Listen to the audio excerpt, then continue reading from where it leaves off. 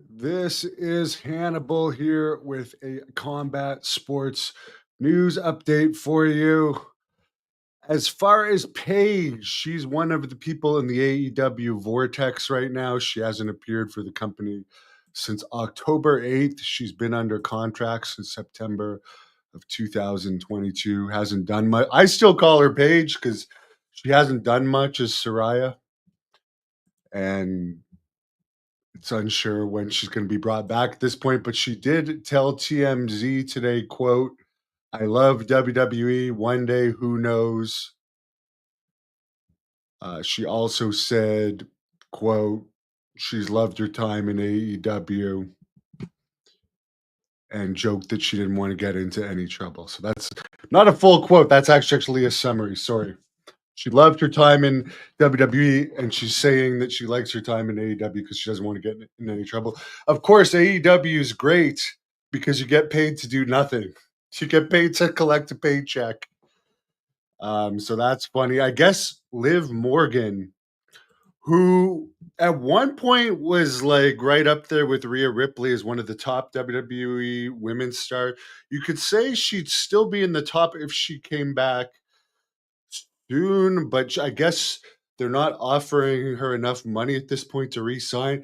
They are paying people like Mercedes Monet, overpaying, I should say, exorbitant amounts of money in AEW.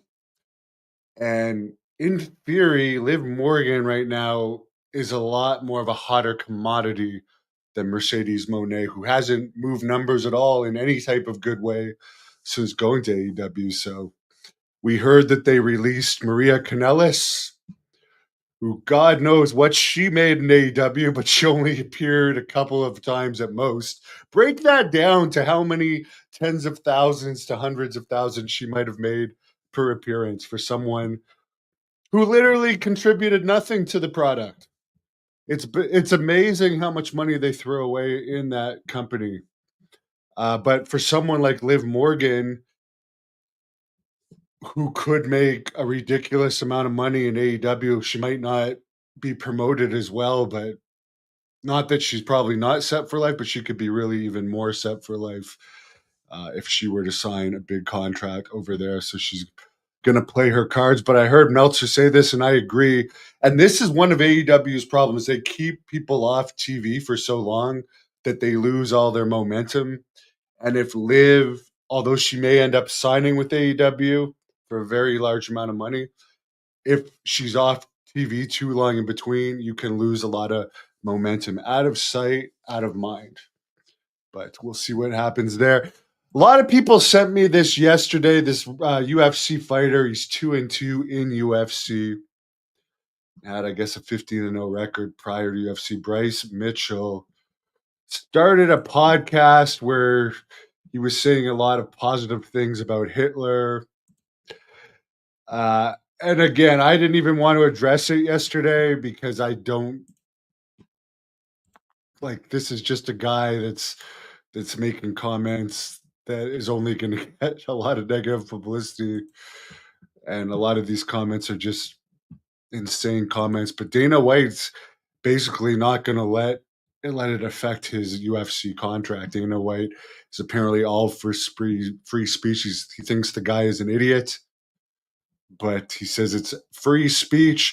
I mean, again, this guy is 2-2 in UFC. It's not like he's one of the top stars, and this is the first I've heard of him for Bryce Mitchell. So there you go.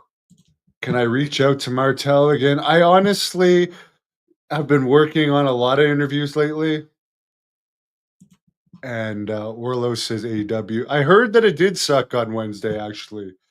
I heard that they just couldn't get anything going, and the crowd was very, very much dead.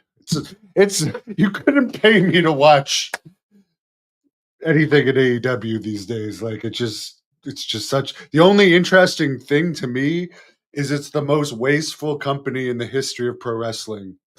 Like these two French guys they hired after they got fired from WWE as a tag team, as like a low level WWE tag team. Let's hire them in AEW, and I think one of them wrestled 7 times last year and hasn't wrestled at all this year. The other one wrestled even less.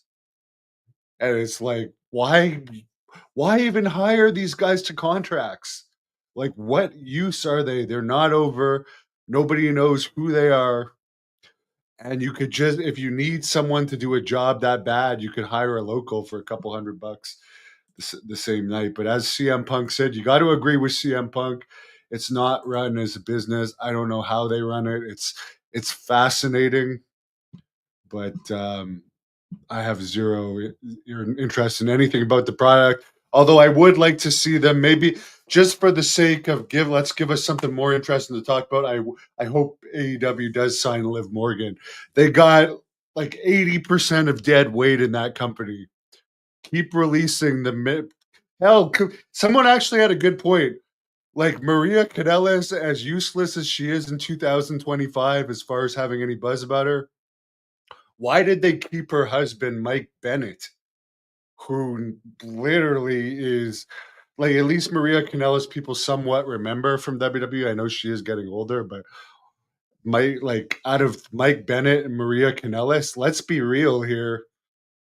Maria Kanellis is the one with the value. So who knows? Yeah, we can very good decisions why those two left AEW. Anyways, guys, I'm gonna be back with a UFO update for the UFO fans. Wish all the wrestling fans a great night. Enjoy Royal Rumble week.